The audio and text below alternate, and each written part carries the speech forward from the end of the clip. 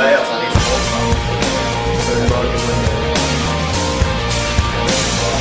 Jag tror det. Jag vill bara...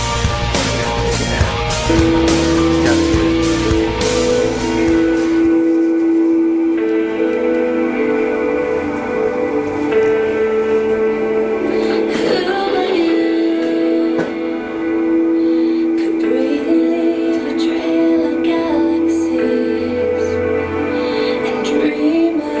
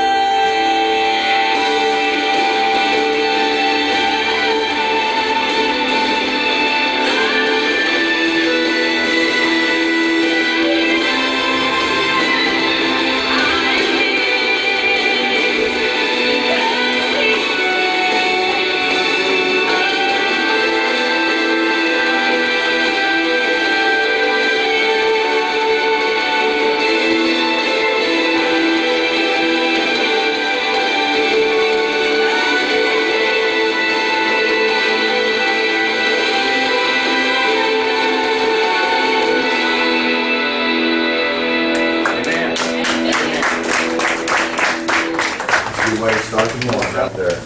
He's alive, he's alive. Death couldn't hold him, guys. Oh my goodness. That's awesome. That same resurrection power lives in each and every one of us today. But this great resurrection that she was doing the sign language about, that it's Natalie Grant, right? That Natalie Grant was singing about, this great resurrection, guys. It's the reason that we have a new life in Christ. And that's what we should be sharing with people each and every day. I'm going to read you a little story. Not to depress you, but to just kind of wake us up a little bit. And I know we're going to run out of time. I know the bell's going to ring any minute. But I'm just going to try to get through a little bit of this. Late in December 1996, a large family gathered for a joyous Christmas. There were so many gathered that night. 5 of the children slept in a converted garage, you know what that is, kept warm during the night by an electric heater placed near the door. During the early hours of the morning, the heater suddenly burst into flames, blocking the doorway. In seconds, the room became a blazing inferno. The frantic 911 call revealed the unspeakable terror as one of the children could be heard screaming, "I'm on fire."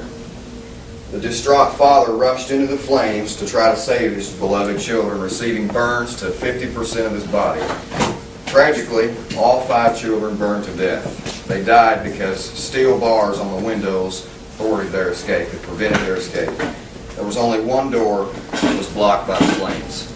Now imagine you're back in time, minutes before that heater explodes and consumes these 5 sleeping youngsters in flames, and you peer through the darkness. What would you do? Wake them up, going down. Okay, anybody else? What would you do if you were back in time and you knew all this was about to happen? Leave it here. Okay. Anybody else? I need some more responses here. Unbar the windows. The windows are blocked. Okay, the door. Unbar them. Yeah. Never put the bars on. Just grab it here and be like, Wow. We thought I'd get a little bit more answers than that, but what I'm trying to get across is nobody in their right mind would let those children burn up. They would go in there, they'd warn them that this heater's about to explode, and they would get them out of there. And it's the same way with evangelism. You'll understand why here in a second. 1 Corinthians 9:16, the Apostle Paul says, "For if I preach the gospel, I have nothing to boast of, for necessity is laid upon me. Yes, woe is me if I do not preach the gospel. Woe unto me if I do not preach the gospel." So, like I said, nobody in their right mind would let those children burn up.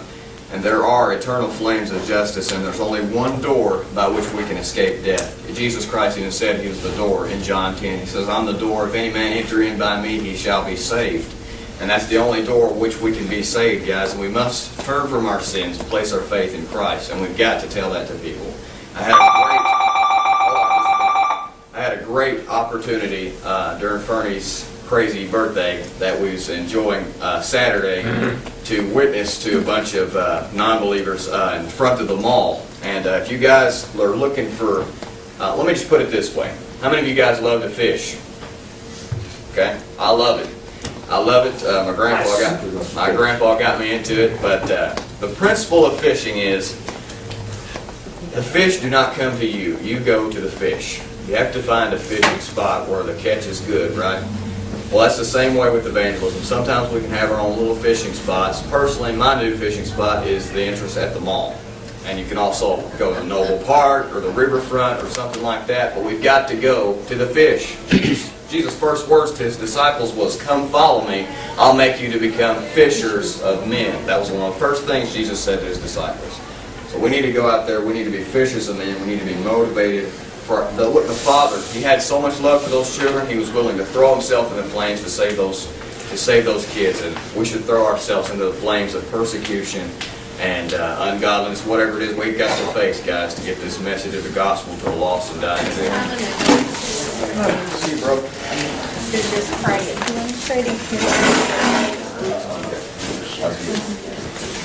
Glad you're doing that.